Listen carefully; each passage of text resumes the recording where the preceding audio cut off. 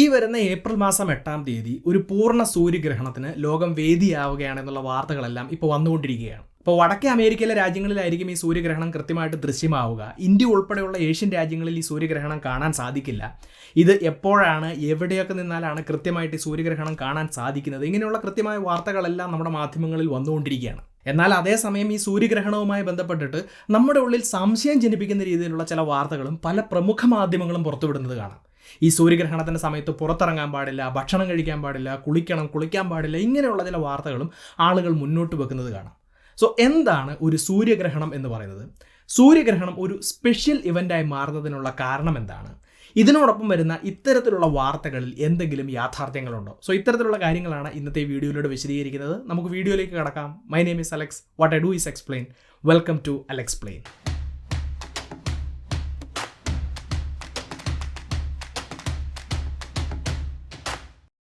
അപ്പോൾ ആദ്യം തന്നെ നമുക്ക് ഈ സൂര്യഗ്രഹണം അല്ലെങ്കിൽ സോളാർ എക്ലിപ്സ് എന്താണ് എന്ന് മനസ്സിലാക്കാൻ വേണ്ടി ശ്രമിക്കാം. അപ്പോൾ ചെറിയ ക്ലാസ്സുകൾ മുതലേ നമ്മൾ പഠിക്കുന്ന വളരെ സിമ്പിളായിട്ടുള്ള ഒരു കാര്യമാണിത്. അപ്പോൾ സൂര്യന് ചുറ്റും ഭൂമി അതിൻ്റെ പരിക്രമണം നടത്തിക്കൊണ്ടിരിക്കുകയാണ്. അതുപോലെ തന്നെ ഭൂമിയുടെ നാച്ചുറൽ ഉപഗ്രഹമായിട്ടുള്ള ചന്ദ്രൻ ഭൂമിക്ക് ചുറ്റും അതിൻ്റെ കറക്കവും നടത്തിക്കൊണ്ടിരിക്കുകയാണ്. അപ്പോൾ ഇത്തരത്തിലുള്ള റിലേറ്റീവ് മൂവ്മെൻറ്റുകൾക്കിടയിൽ ഒരു പ്രത്യേക സമയത്ത് സൂര്യനും ഭൂമിയും ചന്ദ്രനും നേർരേഖയിൽ വരുന്നതിൻ്റെ ഭാഗമായിട്ടാണ് ഒന്നെങ്കിൽ സൂര്യഗ്രഹണം അല്ലെങ്കിൽ സോളാർ എക്ലിപ്സോ അല്ലെങ്കിൽ ചന്ദ്രഗ്രഹണം അല്ലെങ്കിൽ ലൂണാർ എക്ലിപ്സോ നടക്കുന്നത് എന്ന് നമ്മൾ പഠിച്ചിട്ടുണ്ട്. അപ്പോൾ ഇതിനകത്ത് സോളാർ എക്ലിപ്സ് എന്താണെന്ന് ചോദിച്ചു കഴിഞ്ഞാൽ സൂര്യനും ഭൂമിയും ചന്ദ്രനും ഒരു നേർരേഖയിൽ വരികയും ഇതിനകത്ത് ചന്ദ്രൻ ഭൂമിയുടെയും സൂര്യൻ്റെയും ഇടയിൽ വരികയും ചെയ്യുമ്പോൾ ചന്ദ്രൻ്റെ നിഴൽ ഭൂമിയിലെ ചില പ്രദേശങ്ങളിൽ പതിക്കുകയും ആ സ്ഥലങ്ങളിൽ നിന്ന് നോക്കുമ്പോൾ ചന്ദ്രൻ സൂര്യനെ മറയ്ക്കുന്നതായിട്ട് നമുക്ക് അനുഭവപ്പെടുകയും ചെയ്യുന്നതിൻ്റെ ഭാഗമായിട്ടാണ് ആ ഒരു പ്രതിഭാസത്തെ നമ്മൾ സൂര്യഗ്രഹണം അല്ലെങ്കിൽ സോളാർ എക്ലിപ്സ് എന്ന് പറയുന്നത്. ഇതുപോലെ തന്നെയാണ് ചന്ദ്രഗ്രഹണത്തിൽ നടക്കുന്നത്. ഇവിടെ ഈ 3 കാര്യങ്ങളും നേർരേഖയിൽ വരുന്നു. ഭൂമിയുടെ നിഴൽ ചന്ദ്രൻ്റെ മേൽ പതിച്ച് ചന്ദ്രനെ മറയ്ക്കുന്നു എന്ന് തോന്നപ്പെടുകയും ചെയ്യുമ്പോഴാണ് നമ്മളതിനെ ലൂണാർ എക്ലിപ്സ് അല്ലെങ്കിൽ ചന്ദ്രഗ്രഹണം എന്ന് പറയുന്നത്. അപ്പോൾ ഇത് വളരെ സിമ്പിളായിട്ടുള്ളൊരു എക്സ്പ്ലനേഷനാണ്. നമുക്ക് പിക്ചേഴ്സിലൂടെയൊക്കെ ഈ കാര്യങ്ങൾ വിശദമായിട്ട് തന്നെ മനസ്സിലാക്കാൻ സാധിക്കും. അപ്പോൾ ഈ ഒരു കാര്യം പഠിച്ച സമയത്ത് ആ ചെറിയ ക്ലാസ്സിൽ വെച്ച് തന്നെ എൻ്റെ മനസ്സിലുണ്ടായ ഒരു സംശയമായിരുന്നു. നമുക്കറിയാം ചന്ദ്രൻ എപ്പോഴും ഭൂമിയെ വലം വെച്ചുകൊണ്ടിരിക്കുകയാണ്. അതുകൊണ്ട് തന്നെ ചന്ദ്രൻ ഭൂമിയുടെയും സൂര്യൻ്റെയും ഇടയിൽ വരാനുള്ള സാധ്യത വളരെ കൂടുതലാണ്. ചന്ദ്രൻ ഭൂമിയെ ഒരു പ്രാവശ്യം വലം വയ്ക്കുമ്പോൾ തീർച്ചയായിട്ടും ഒരു പ്രാവശ്യം സൂര്യൻ്റെയും ഭൂമിയുടെയും ഇടയിൽ വരും. അപ്പോൾ ചന്ദ്രൻ ഭൂമിയെ വലം വയ്ക്കുന്ന ഒരു സമയമെന്ന് പറയുന്നത് 28 അല്ലെങ്കിൽ 29 ദിവസങ്ങളാണ് എന്ന് നമുക്കറിയാം. അതുകൊണ്ട് തന്നെ ഒരു മാസത്തിൽ ഒരിക്കലെങ്കിലും ചന്ദ്രൻ ഭൂമിയുടെയും സൂര്യൻ്റെയും ഇടയിൽ വരില്ലേ? അങ്ങനെയാണെങ്കിൽ ഒരു മാസത്തിൽ ഒരിക്കലെങ്കിലും ഒരു സൂര്യഗ്രഹണം നടക്കേണ്ടതല്ലേ എന്നുള്ളതായിരുന്നു എൻ്റെ സംശയം. പക്ഷേ ഓരോ മാസത്തിലും സൂര്യഗ്രഹണം നടക്കാറില്ല എന്നുള്ളത് ഉറപ്പ് തന്നെയാണ്. എന്ന് മാത്രമല്ല, ഇപ്പോൾ നമ്മൾ വാർത്തകൾ ശ്രദ്ധിക്കുകയാണെങ്കിൽ ഇപ്പോൾ നടക്കാൻ പോകുന്ന ഈ സൂര്യഗ്രഹണം നമുക്ക് ഇന്ത്യയിൽ നിന്ന് നോക്കിയാൽ കാണാൻ പറ്റില്ല.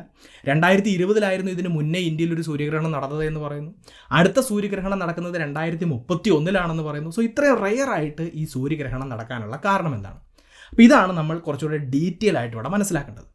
അപ്പോൾ ഇത് മനസ്സിലാക്കാൻ വേണ്ടിയിട്ട് നമുക്ക് ഓർബിറ്റൽ പ്ലെയിൻസ് എന്ന് പറഞ്ഞുള്ള കൺസെപ്റ്റിനെ കുറിച്ച് മനസ്സിലാക്കണം. അപ്പോൾ നമ്മൾ നോക്കുകയാണെങ്കിൽ ഭൂമി സൂര്യന് ചുറ്റും കറങ്ങുകയാണ് എന്ന് നമുക്കറിയാം. അങ്ങനെ ഭൂമി സൂര്യന് ചുറ്റും കറങ്ങുന്നതിൻ്റെ ഭാഗമായിട്ട് ഒരു ഇമാജിനറി 2 ഡയമെൻഷണൽ പ്ലെയിൻ അവിടെ ക്രിയേറ്റ് ചെയ്യപ്പെടുകയാണ്. അതിനെയാണ് എക്ലിപ്റ്റിക് എന്ന് പറയുന്നത്. അപ്പോൾ അത് മനസ്സിലാക്കാൻ വേണ്ടിയിട്ട് നമുക്കൊരു ഉദാഹരണം എടുക്കാം. നിങ്ങൾ ഒരു കയറിൻ്റെ അറ്റത്ത് ഒരു കല്ല് കെട്ടിയിട്ട് വളരെ സ്പീഡിൽ അത് കറക്കുകയാണ് എന്ന് വിചാരിക്കാം. ഇങ്ങനെ കറക്കുന്നതിൻ്റെ ഭാഗമായി ആ വള്ളിയും ആ കല്ലും കൂടെ ചേർന്നിട്ടുള്ള ഒരു 2D, ഒരു ഇമാജിനറി ആയിട്ടുള്ള ഒരു പ്രതലം അവിടെ സൃഷ്ടിക്കപ്പെടുന്നതായിട്ട് നമുക്ക് തോന്നും. അതുപോലെ തന്നെ ഭൂമിയുടെ കാര്യത്തിൽ അവിടെ ഉണ്ടാകുന്നുണ്ട് എന്നുള്ളത് ആലോചിക്കുക. അതിനെയാണ് നമ്മൾ എക്ലിപ്റ്റിക് അല്ലെങ്കിൽ ഭൂമിയുടെ ഒരു ഓർബിറ്റൽ പ്ലെയിൻ എന്ന് പറയുന്നത്. അപ്പോൾ ഈ പ്ലെയിനിലൂടെയാണ് എപ്പോഴും ഭൂമി സൂര്യനെ വലം വെച്ചുകൊണ്ടിരിക്കുന്നത്. ഇനി ഇതേ കാര്യം തന്നെ ചന്ദ്രൻ്റെ കാര്യത്തിൽ സംഭവിക്കും. ചന്ദ്രൻ ഭൂമിയെ വലം വെച്ചുകൊണ്ടിരിക്കുമ്പോൾ ആ ഓർബിറ്റിങ്ങിൻ്റെ ഭാഗമായിട്ട് ചന്ദ്രൻ്റെയും ഒരു ഓർബിറ്റൽ പ്ലെയിൻ അവിടെ ഉണ്ടാകുന്നുണ്ട്. അപ്പോൾ ഇവിടെ ഒരു കാര്യം ആലോചിക്കുക. ഈ പറഞ്ഞിട്ടുള്ള ഭൂമിയുടെ ഓർബിറ്റൽ പ്ലെയിനും അതുപോലെ തന്നെ ചന്ദ്രൻ്റെ ഓർബിറ്റൽ പ്ലെയിനും ഒരേ പ്ലെയിനിലാണെങ്കിൽ, ചന്ദ്രൻ ഓർബിറ്റ് ചെയ്യുന്നതും ഭൂമി ഓർബിറ്റ് ചെയ്യുന്നതും ഒരേ പ്ലെയിനിലൂടെ ആണെങ്കിൽ നമ്മൾ നേരത്തെ പറഞ്ഞ കാര്യം സംഭവിക്കും. അതായത് എല്ലാ മാസത്തിലും ഒരു ദിവസം സൂര്യഗ്രഹണം ഉണ്ടാവും, അല്ലെങ്കിൽ ഒരു പ്രാവശ്യം സൂര്യഗ്രഹണം സംഭവിച്ചിരിക്കും. പക്ഷേ അതങ്ങനെയല്ല എന്നുള്ളത് തിരിച്ചറിയാം. ചന്ദ്രൻ്റെ ഓർബിറ്റൽ പ്ലെയിൻ ഭൂമിയുടെ എക്ലിപ്റ്റിക് അല്ലെങ്കിൽ ഈ ഓർബിറ്റൽ പ്ലെയിനിനെ സംബന്ധിച്ചിടത്തോളം 5 ഡിഗ്രി ചെരിഞ്ഞിട്ടാണുള്ളത്. നിങ്ങൾക്കിപ്പോൾ സ്ക്രീനിൽ കൊടുത്തിട്ടുള്ള ആനിമേഷനിൽ നിന്നും ചിത്രങ്ങളിൽ നിന്നും ഈ കാര്യങ്ങൾ വ്യക്തമാവുന്നുണ്ട് എന്ന് വിചാരിക്കുന്നു. അങ്ങനെ ആയതുകൊണ്ട് തന്നെ ചന്ദ്രൻ ഇങ്ങനെ ഭൂമിയെ ചുറ്റിക്കറങ്ങുമ്പോൾ തീർച്ചയായിട്ടും ഓരോ കറക്കത്തിൻ്റെ ഇടയിലും ചന്ദ്രൻ ഭൂമിക്കും സൂര്യൻ്റെയും ഇടയിൽ എത്തിച്ചേരാറുണ്ട്. പക്ഷേ അങ്ങനെ എത്തിച്ചേരുന്ന സമയത്ത് ഭൂരിഭാഗ സമയങ്ങളിലും ഇത്തരത്തിൽ ഈ ഓർബിറ്റൽ പ്ലെയിനിന് ഒരു ചെരിവുള്ളത് കൊണ്ട് തന്നെ ചന്ദ്രൻ്റെ നിഴൽ ഭൂമിയുടെ പ്രതലത്തിന് വെളിയിലായിരിക്കും വരിക. അപ്പോൾ ഈ ഒരു സമയത്ത് ഭൂമിയിൽ നിന്നുകൊണ്ട് നിരീക്ഷിക്കുന്ന ഒരാൾക്ക് ചന്ദ്രൻ സൂര്യനെ മറയ്ക്കുന്നതായിട്ട് തോന്നുകയില്ല, അല്ലെങ്കിൽ സൂര്യഗ്രഹണം നടക്കുന്നില്ല എന്നുള്ളത് മനസ്സിലാക്കുക. അപ്പോൾ ഇങ്ങനെ സംഭവിക്കുന്നത് കൊണ്ടാണ്, അതായത് ഭൂമിയുടെയും ചന്ദ്രൻ്റെയും ഓർബിറ്റൽ പ്ലെയിനുകളിലുള്ള ആ ഒരു ചെറിയ വ്യത്യാസം, ആ 5 ഡിഗ്രി ആംഗിൾ ഉള്ളത് കൊണ്ടാണ് മാസത്തിൽ ഒരു തവണ വെച്ച് സൂര്യഗ്രഹണം നടക്കാത്തത് എന്നുള്ളത് തിരിച്ചറിയാം. എന്നാലും വല്ലപ്പോഴും സൂര്യഗ്രഹണം നടക്കുന്നുണ്ടല്ലോ. അതെങ്ങനെയാണ് നടക്കുന്നത്? ഇവിടെ നമ്മൾ മനസ്സിലാക്കേണ്ട 2 പോയിന്റുകളുണ്ട്. അതായത് ചന്ദ്രൻ്റെ ഭ്രമണപഥവും ഭൂമിയുടെ ഓർബിറ്റൽ പ്ലെയിനും തമ്മിൽ കൂട്ടിമുട്ടുന്ന 2 പോയിന്റുകൾ. ഈ പോയിന്റുകളെയാണ് ലൂണാർ നോഡുകൾ എന്ന് വിളിക്കുന്നത്. അപ്പോൾ ഇവിടെ ഒരു കാര്യം കൃത്യമായി മനസ്സിലാക്കുക. ചന്ദ്രൻ ഭൂമിയെ ചുറ്റിക്കറങ്ങുകയും ഈ ലൂണാർ നോഡുകളിൽ ഏതെങ്കിലും ഒന്നിലെത്തുകയും ആ സമയത്ത് സൂര്യനും ചന്ദ്രനും ഭൂമിയും ഒരു നേർരേഖയിൽ വരികയും ചന്ദ്രൻ സൂര്യൻ്റെയും ഭൂമിയുടെയും ഇടയിലായി വരികയും ചെയ്യുമ്പോഴാണ് ഒരു സൂര്യഗ്രഹണം നടക്കുന്നത് എന്നുള്ളത് മനസ്സിലാക്കുക. അപ്പോൾ ഇത് എല്ലായ്പ്പോഴും നടക്കുന്ന ഒരു സംഭവമല്ല, വളരെ റെയറായിട്ട് മാത്രമേ ഇത് സംഭവിക്കുകയുള്ളൂ. അതുകൊണ്ടാണ് സൂര്യഗ്രഹണം വളരെ റെയറായിട്ട് മാത്രം നടക്കുന്ന ഒരു സംഭവമാണ് എന്ന് പറയുന്നത് ഇപ്പം നിങ്ങൾക്ക് മനസ്സിലായിട്ടുണ്ടാവും. പക്ഷേ ഇവിടെ ഒരു കാര്യം മനസ്സിലാക്കണം, ഇത് അത്രയും റെയറായിട്ടുള്ള ഒരു സംഭവമല്ല. ശാസ്ത്രലോകം പറയുന്നത് ഓരോ 18 മാസവും കൂടുമ്പോൾ, അതായത് ഓരോ 1.5 വർഷത്തിലും ഇതിങ്ങനെ തന്നെ സംഭവിക്കുകയും ഒരു സൂര്യഗ്രഹണം നടക്കുകയും ചെയ്യുമെന്നുള്ളതാണ്. അപ്പോൾ ഇത് കേൾക്കുമ്പോൾ നമുക്ക് മറ്റൊരു സംശയം കൂടെ തോന്നും. ഓരോ 18 മാസവും കൂടുമ്പോൾ ഇങ്ങനെയൊരു സൂര്യഗ്രഹണം നടക്കുന്നുണ്ടെങ്കിൽ എന്തുകൊണ്ടാണ് ഓരോ 18 മാസവും കൂടുമ്പോൾ നമുക്ക് സൂര്യഗ്രഹണം കാണാൻ സാധിക്കാത്തത്?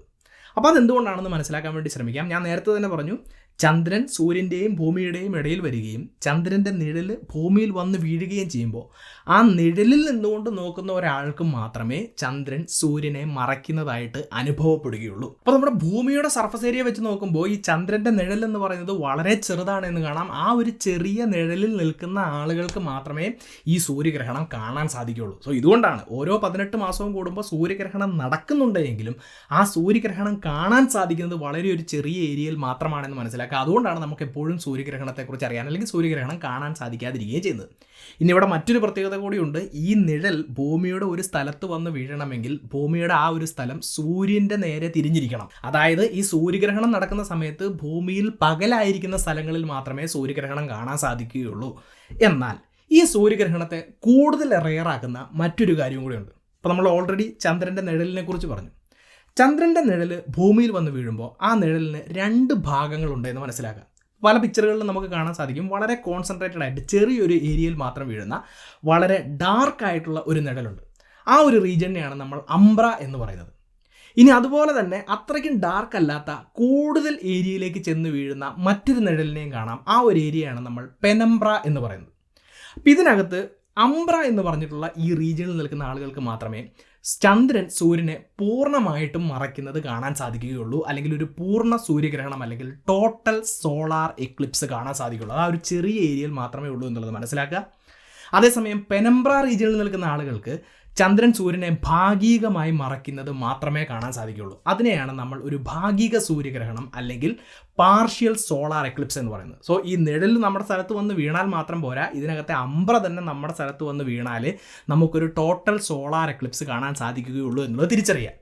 ഇനി ഇവിടെ മറ്റൊരു കാര്യം കൂടെ ഉണ്ട്. ഈ സൂര്യനും ചന്ദ്രനും എല്ലാം ഇങ്ങനെ മൂവ് ചെയ്തുകൊണ്ടിരിക്കുന്നത് കൊണ്ട് ഈ അംബ്ര റീജിയൻ ഒരു സ്ഥലത്ത് തന്നെ നിൽക്കുകയല്ല, അത് ഭൂമിയുടെ പല പ്രദേശങ്ങളിലൂടെയും മൂവ് ചെയ്തുകൊണ്ടിരിക്കും.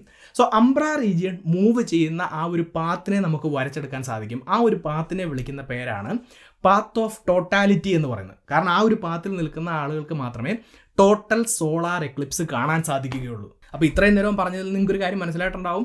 സൂര്യനും ഭൂമിയും ചന്ദ്രനും എല്ലാം നേർരേഖയിൽ വരണം.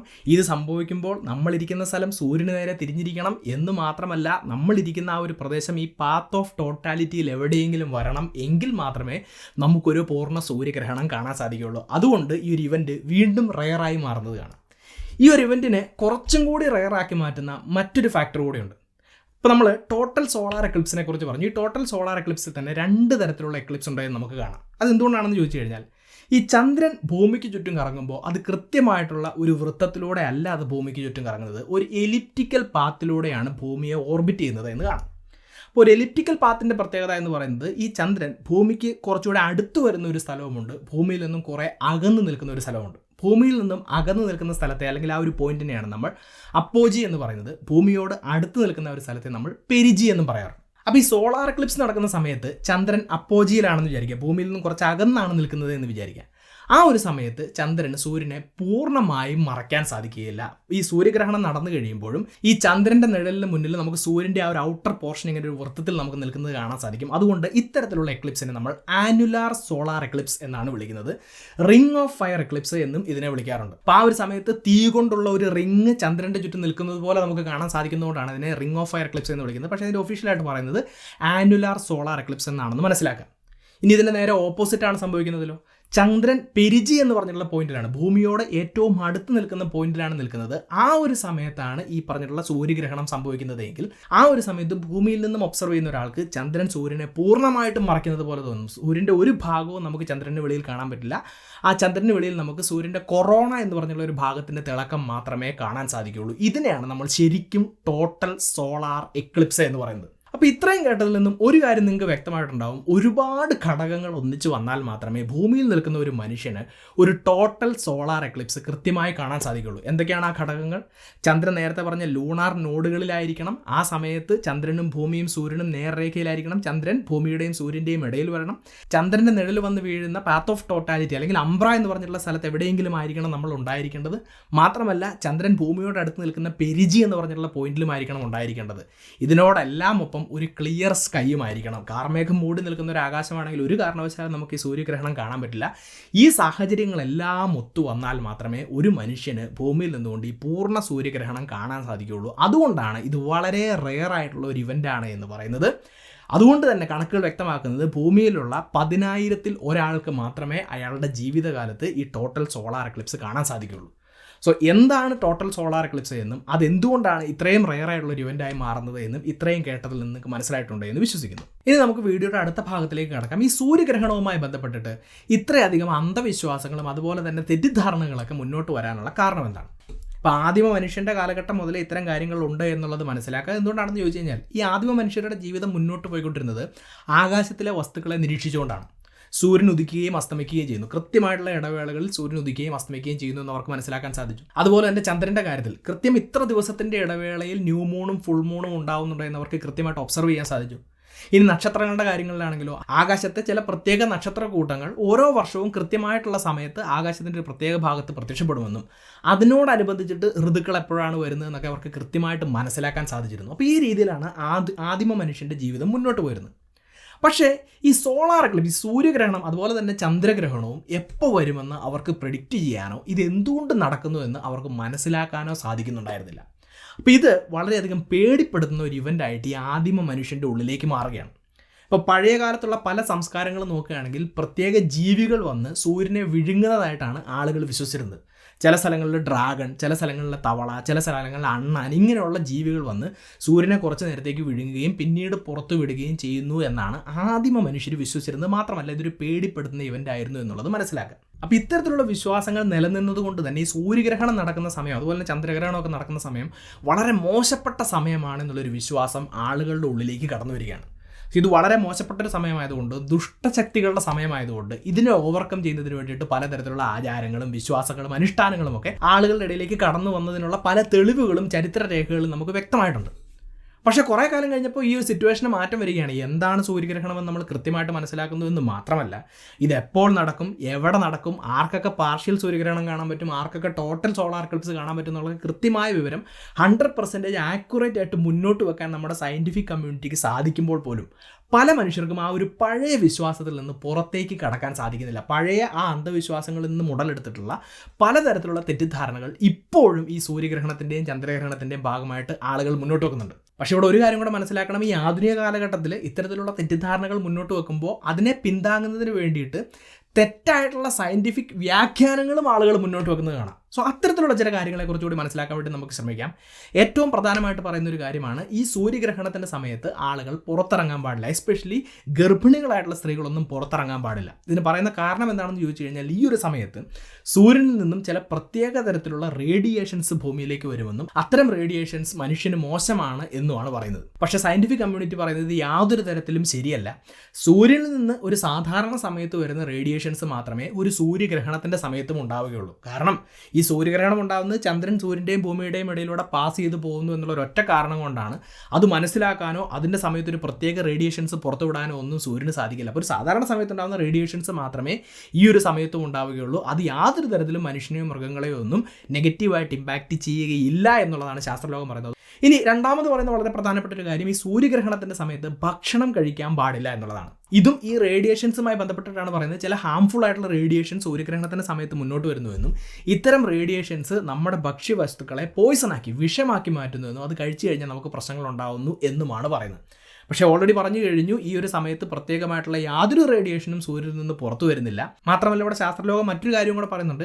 ഈ ഒരു സമയത്ത് ഈ നിഴലൊക്കെ വരുന്നതുകൊണ്ട് പ്രകാശത്തിൽ ചെറിയ രീതിയിലുള്ള മാറ്റങ്ങളൊക്കെ സംഭവിക്കുന്നതുകൊണ്ട് ചില റേഡിയേഷൻസിന് ഒരു ഗ്രീനിഷ് ബ്ലൂ കളറൊക്കെ ചില സമയങ്ങളിൽ കാണാറുണ്ട്. അപ്പോൾ ഈ ഒരു ഗ്രീനിഷ് ബ്ലൂ കളറിലുള്ള റേഡിയേഷൻ വരുന്നത് വിഷാംശമാണ് എന്നൊക്കെയുള്ള ചില വാദങ്ങളാണ് ആളുകൾ മുന്നോട്ട് വെക്കുന്നത്. പക്ഷേ അത്തരത്തിൽ യാതൊരു പ്രശ്നവുമില്ല എന്നുള്ള ഉറപ്പ് ശാസ്ത്രലോകം മുന്നോട്ട് വെക്കുകയാണ്. ഇനി ഇവിടെ പറയുന്ന മറ്റൊരു പ്രധാനപ്പെട്ട ഒരു കാര്യമാണ്, ഈ സൂര്യഗ്രഹണം നടക്കുന്ന സമയത്ത് നിങ്ങൾ പുറത്തിറങ്ങിക്കഴിഞ്ഞാൽ, വീടിന് വെളിയിൽ ഇറങ്ങിക്കഴിഞ്ഞാൽ നമ്മുടെ കാഴ്ചശക്തി നഷ്ടപ്പെടും എന്നുള്ളൊരു തെറ്റിദ്ധാരണ ആളുകൾ മുന്നോട്ട് വെക്കാറുണ്ട്.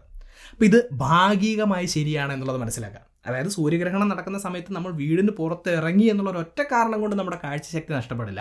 പക്ഷേ ആ ഒരു സമയത്ത് നഗ്നനേത്രങ്ങൾ കൊണ്ട് നമ്മൾ സൂര്യനെ നോക്കിക്കഴിഞ്ഞാൽ പലതരത്തിലുള്ള പ്രശ്നങ്ങൾ ഉണ്ടാവുകയും പെർമനൻ്റ് ആയിട്ട് നമ്മുടെ കാഴ്ചശക്തി നഷ്ടപ്പെടുന്ന അവസ്ഥയിലേക്ക് വരെ പോകാനും സാധ്യതയുണ്ട് എന്നുള്ളത് മനസ്സിലാക്കാം. ഇനി ഇവിടെ ഒരു കാര്യം കൂടെ തിരിച്ചറിയണം, ഇത് സൂര്യഗ്രഹണം നടക്കുന്ന സമയത്ത് മാത്രമല്ല, ഒരു സാധാരണ ദിവസം നമ്മൾ സൂര്യനെ നേരിട്ട് നോക്കിയാൽ, നഗ്നനേത്രങ്ങൾ കൊണ്ട് നേരിട്ട് നോക്കിയാലും നമ്മുടെ കണ്ണിന് പലതരത്തിലുള്ള പ്രശ്നങ്ങൾ ഉണ്ടാവും. അപ്പോൾ ആളുകൾ ചോദിക്കും, എന്തുകൊണ്ടാണ് ഈ സൂര്യഗ്രഹണം നടക്കുന്ന സമയത്ത് മാത്രം സൂര്യനെ നേരിട്ട് നോക്കരുതെന്ന് പറഞ്ഞിട്ടുള്ള വലിയൊരു അഡ്വൈസറീസ് ഒക്കെ ഈ ആളുകൾ മുന്നോട്ട് വെക്കുന്നതെന്ന് ചോദിക്കും. അതിന് കാരണം എന്താണെന്ന് ചോദിച്ചു കഴിഞ്ഞാൽ, ഈ സൂര്യഗ്രഹണം നടക്കുന്ന സമയത്താണ് കൂടുതൽ ആളുകളും ഇത് കാണാൻ വേണ്ടി നേരിട്ട് സൂര്യനെ നോക്കാൻ സാധ്യതയുള്ളത്. ഒരു സാധാരണ ദിവസം നമുക്ക് സൂര്യനെ നോക്കാൻ പ്രത്യേകിച്ച് കാരണമൊന്നുമില്ല. പക്ഷേ സൂര്യഗ്രഹണം നടക്കുന്ന ഒരു സമയത്ത് നോക്കാൻ നമുക്കൊരു പ്രത്യേക കാരണമുള്ളതുകൊണ്ട്, നോക്കാനുള്ള ഒരു സാഹചര്യം ഉള്ളതുകൊണ്ടാണ് അങ്ങനെ ചെയ്യരുത് എന്ന് ഇതിന് അറൗണ്ട്, അതായത് ഈ സോളാർ എക്ലിപ്സിന് അറൗണ്ട് ആയിട്ടുള്ള സമയത്ത് ഈ സയൻറ്റിഫിക് കമ്മ്യൂണിറ്റീസും ഗവൺമെൻറ്റ്സും ഒക്കെ പറയുന്നത് എന്നുള്ളത് മനസ്സിലാക്കുക. ഇനി സൂര്യഗ്രഹണവുമായി ബന്ധപ്പെട്ടിട്ട് മറ്റൊരു കാര്യം കൂടെ പറയുന്നുണ്ട്. ഈ സൂര്യഗ്രഹണത്തിൻ്റെ സമയത്ത് സൂര്യനെ ചന്ദ്രൻ മറച്ചു കഴിയുമ്പോൾ നമ്മുടെ ചുറ്റുപാടുമുള്ള പ്രകാശത്തിലൊക്കെ വലിയ രീതിയിലുള്ളൊരു കുറവ് വരാറുണ്ട്, ഒരു ഇരുളിമ കടന്നു വരാറുണ്ട്. അപ്പോൾ ഇങ്ങനെ പ്രകാശത്തിൽ വലിയൊരു കുറവുണ്ടാകുമ്പോൾ നമ്മുടെ പ്യൂപ്പിളൊക്കെ ഡയലേറ്റ് ചെയ്ത് കൂടുതൽ പ്രകാശത്തെ അബ്സോർബ് ചെയ്യാനുള്ള ഒരു സാഹചര്യം ഉണ്ടാകുന്നുണ്ട്. അപ്പോൾ ആ ഒരു സമയത്ത് നമ്മൾ സൂര്യനെയൊക്കെ നോക്കുകയാണെങ്കിൽ പ്രകാശം പൊതുവെ കുറവാണെങ്കിലും ഈ അൾട്രാവയലറ്റ് റേഡിയേഷൻസ് ഒക്കെ കടന്നു വരുന്നത് കൊണ്ട് അത് കൂടുതലായി നമ്മുടെ കണ്ണിലേക്ക് പോകാനും ഈ സോളാർ റെറ്റിനോപ്പതി പോലെയുള്ള കണ്ടീഷൻസ് വന്ന് പെർമനൻ്റ് ആയിട്ട് നമ്മുടെ കാഴ്ചശക്തി നഷ്ടപ്പെടാനും ഒക്കെയുള്ളൊരു സാഹചര്യമുണ്ട്. സോ ഈ സോളാർ എക്ലിപ്സിൻ്റെ സമയത്ത് ഇങ്ങനെയുള്ള ചില അപകടങ്ങൾ ഉള്ളത് കൊണ്ടാണ് നിങ്ങളിത് സോളാർ എക്ലിപ്സ് കാണാൻ ആഗ്രഹിക്കുന്നുണ്ടെങ്കിൽ കൃത്യമായിട്ടുള്ള ഇൻ്റർനാഷണൽ സേഫ്റ്റി മെഷേഴ്സ് പാലിക്കുന്ന സേഫ്റ്റി ഉപകരണങ്ങളുടെ സഹായത്തോടു കൂടി മാത്രമേ സൂര്യനെ നോക്കാൻ പാടുള്ളൂ എന്ന് പറയുന്നത് എന്നുള്ളത് മനസ്സിലാക്കുക. സോ അതുകൊണ്ട് ഈ സോളാർ എക്ലിപ്സ് നടക്കുന്ന ദിവസങ്ങളിൽ പുറത്തിറങ്ങി കഴിഞ്ഞാൽ നിങ്ങളുടെ കാഴ്ചശക്തി നഷ്ടപ്പെടുമെന്ന് പറയുന്നൊരു തെറ്റിദ്ധാരണയാണ്. പക്ഷേ സൂര്യനെ സാധാരണ സമയങ്ങളിലോ പ്രത്യേകിച്ച് സോളാർ എക്ലിപ്സ് നടക്കുന്ന സമയങ്ങളിലോ നഗ്നനേത്രങ്ങൾ കൊണ്ട് നോക്കുകയും ഒരുപാട് നേരം നോക്കി നിൽക്കുകയും ചെയ്തു കഴിഞ്ഞാൽ തീർച്ചയായിട്ടും അത് നിങ്ങളുടെ കാഴ്ചശക്തിയെ ഇമ്പാക്റ്റ് ചെയ്യാനുള്ള സാധ്യതയുണ്ട് എന്നുള്ളത് മനസ്സിലാക്കുക. അപ്പോൾ ഈ സൂര്യഗ്രഹണവുമായി ബന്ധപ്പെട്ടിട്ട് ഇത്തരത്തിലുള്ള തെറ്റിദ്ധാരണകളും ആളുകൾ മുന്നോട്ട് വെക്കുന്നുണ്ട് എന്നുള്ളത് മനസ്സിലാക്കാം. അതുകൊണ്ട് അത്തരത്തിലുള്ള വാർത്തകൾ കാണുമ്പോൾ ഇത് ശരിയാണോ തെറ്റാണോ, ഇതിൻ്റെ പിന്നിലുള്ള സയൻറ്റിഫിക് റീസൺ എന്താണ്, ഏത് സോഴ്സിൽ നിന്നാണ് ഇത്തരം വാർത്തകൾ വരുന്നത് എന്ന് മനസ്സിലാക്കിയതിന് ശേഷം മാത്രം അത്തരം വാർത്തകളെ തള്ളാനും കൊള്ളാനും വേണ്ടിയിട്ട് ശ്രദ്ധിക്കുക. ഇനി ഇവിടെ ഒരു കാര്യം കൂടെ മനസ്സിലാക്കണം, ഇത്തരത്തിലുള്ള തെറ്റിദ്ധാരണകൾ പരത്തുന്ന ആളുകൾ അവർ പറയുന്ന കാര്യം ശരിയാണെന്ന് സമർത്ഥിക്കാൻ വേണ്ടിയിട്ട് മറ്റൊരു പോയിന്റ് കൂടെ മുന്നോട്ട് വെക്കാറുണ്ട്. ഈ സൂര്യഗ്രഹണം നടക്കുന്ന സമയത്ത് അതിന് തൊട്ട് മുന്നേ അതിന് ശേഷമെല്ലാം ഭൂമിയിലെ പക്ഷികൾ, മൃഗങ്ങൾ, ചെറിയ പ്രാണികൾ, എന്തിന് സസ്യങ്ങളുടെ പോലും പ്രവർത്തനങ്ങളിൽ കാര്യമായിട്ടുള്ള മാറ്റങ്ങൾ ഒബ്സർവ് ചെയ്യപ്പെട്ടിട്ടുണ്ട് എന്നാണ് അവർ പറയുന്നത്. ഇത് ശരിയാണെന്നുള്ള കാര്യങ്ങൾ മനസ്സിലാക്കുക. ഭൂമിയിലെ പക്ഷികളായിക്കൊള്ളട്ടെ, മൃഗങ്ങൾ, പ്രാണികൾ, സസ്യങ്ങൾ ഇവരുടെയൊക്കെ പ്രവർത്തനങ്ങളിൽ കാര്യമായിട്ടുള്ള മാറ്റങ്ങൾ ഈ സൂര്യഗ്രഹണത്തിൻ്റെ സമയത്ത് നടക്കാറുണ്ട്. പക്ഷേ അതും ഈ തെറ്റിദ്ധാരണകളും തമ്മിൽ യാതൊരു ബന്ധവുമില്ല. ഇപ്പോൾ മനുഷ്യരുടെ കാര്യം തന്നെ എടുത്തു കഴിഞ്ഞാൽ ഈ ശാസ്ത്രമൊക്കെ വികസിക്കുന്നതിന് മുന്നേ മനുഷ്യർ ഈ സൂര്യഗ്രഹണം നടക്കുന്ന സമയത്ത് ഇതെന്താണെന്ന് മനസ്സിലാക്കാൻ പറ്റാതെ പലതരത്തിലുള്ള കാര്യങ്ങളും ചെയ്തിട്ടുണ്ട്. വീടുകളിൽ നിന്ന് പുറത്തിറങ്ങാതിരിക്കുകയും പലതരത്തിലുള്ള ആചാരങ്ങളും അനുഷ്ഠാനങ്ങളൊക്കെ നടത്തുകയും ചെയ്തിട്ടുണ്ട്. അപ്പോൾ മനുഷ്യരങ്ങനെ ചെയ്തിട്ടുണ്ടെങ്കിൽ ഈ പക്ഷികളെയും മൃഗങ്ങളെയും പ്രാണികളെയും ഒക്കെ സംബന്ധിച്ച് നോക്കുമ്പോൾ പെട്ടെന്ന് ആകാശത്ത് സൂര്യൻ ഇല്ലാതാവുന്നു, ഭൂമിയിലെ വെളിച്ചമൊക്കെ ഇല്ലാതാവുന്നു, അന്തരീക്ഷ താപനിലയിൽ പോലും വലിയ രീതിയിലുള്ള മാറ്റങ്ങൾ ഉണ്ടായി കഴിയുമ്പോൾ ഈ പക്ഷികളും മൃഗങ്ങളും പ്രാണികളും അതിനനുസരിച്ചിട്ടുള്ള ചില റിയാക്ഷൻസ് അവരുടെ ഭാഗത്തു നിന്നുണ്ടാവും. ഇപ്പോൾ പക്ഷികളാണെങ്കിൽ കൂടുകളിലേക്ക് തിരിച്ചു പോവുക, പ്രാണികളൊക്കെ പ്രത്യേക രീതിയിലുള്ള ശബ്ദങ്ങൾ ഉണ്ടാക്കുക, ഇങ്ങനെയുള്ള കാര്യങ്ങൾ അവരുടെ ഭാഗത്തു നിന്നുണ്ടാവുക എന്ന് പറയുന്നത് നോർമലായിട്ടുള്ള ഒരു കാര്യം തന്നെയാണ് എന്നുള്ളത് മനസ്സിലാക്കുക. അതുപോലെ തന്നെ പ്രകാശമില്ലാതായി കഴിയുമ്പോൾ സസ്യങ്ങളിൽ നടക്കുന്ന പ്രകാശ സംശ്ലേഷണത്തിൻ്റെ അളവിലൊക്കെ സാരമായിട്ടുള്ള വ്യത്യാസം ഉണ്ടാവുകയും അതിൻ്റേതായിട്ടുള്ള ചില മാറ്റങ്ങൾ നമുക്ക് ഒബ്സർവ് ചെയ്യാൻ സാധിക്കുകയും ചെയ്യുന്നുണ്ട്. സോ ഇത് സൂര്യൻ ഇരുണ്ട് പോകുന്നത് കൊണ്ടും പ്രകാശം ഇല്ലാതാവുന്നത് കൊണ്ടും ടെമ്പറേച്ചറിൽ ഒരു വലിയ ഡ്രോപ്പ് ഉണ്ടാകുന്നത് കൊണ്ടുമാണ് എന്നുള്ള കാര്യം മനസ്സിലാക്കുക. അതും നേരത്തെ പറഞ്ഞിട്ടുള്ള അന്ധവിശ്വാസങ്ങളും തെറ്റിദ്ധാരണകളും തമ്മിൽ ഒരു ബന്ധവുമില്ല എന്നുള്ളതും ഇന്നത്തെ വീഡിയോയിലൂടെ നിങ്ങൾ തിരിച്ചറിയുക. സോ എന്താണ് സൂര്യഗ്രഹണം എന്നും സൂര്യഗ്രഹണം അല്ലെങ്കിൽ ഈ സോളാർ എക്ലിപ്സ് എങ്ങനെയാണ് വളരെ റെയർ ആയിട്ടുള്ള ഒരു ഇവൻ്റായി മാറുന്നത് എന്നും അതുമായി ബന്ധപ്പെട്ടിട്ട് എന്തുകൊണ്ടാണ് ഇത്തരത്തിലുള്ള തെറ്റിദ്ധാരണകളൊക്കെ മുന്നോട്ട് വരുന്നത് എന്നും ഇന്നത്തെ ഈ വീഡിയോയിൽ നിങ്ങൾക്ക് മനസ്സിലാക്കാൻ സാധിച്ചിട്ടുണ്ടെന്ന് വിശ്വസിക്കുന്നു. അതുകൊണ്ട് തന്നെ ഈ വീഡിയോയെക്കുറിച്ചുള്ള നിങ്ങളുടെ അഭിപ്രായങ്ങളും നിർദ്ദേശങ്ങളും സംശയങ്ങളും നിങ്ങൾക്കറിയാവുന്ന എക്സ്ട്രാ പോയിന്റുകളും എല്ലാം നിങ്ങൾ കമൻറ്റ് ബോക്സിൽ രേഖപ്പെടുത്തുക. ഈ വീഡിയോ മറ്റുള്ളവർ കാണുന്നത് നല്ലതാണ് എന്ന് തോന്നുന്നുണ്ടെങ്കിൽ തീർച്ചയായിട്ടും നിങ്ങൾ ഈ വീഡിയോ ഷെയർ ചെയ്യുക. ഇതുപോലത്തെ നല്ല നല്ല വീഡിയോസുമായി വീണ്ടും വരുന്നതുവരേക്കും നന്ദി.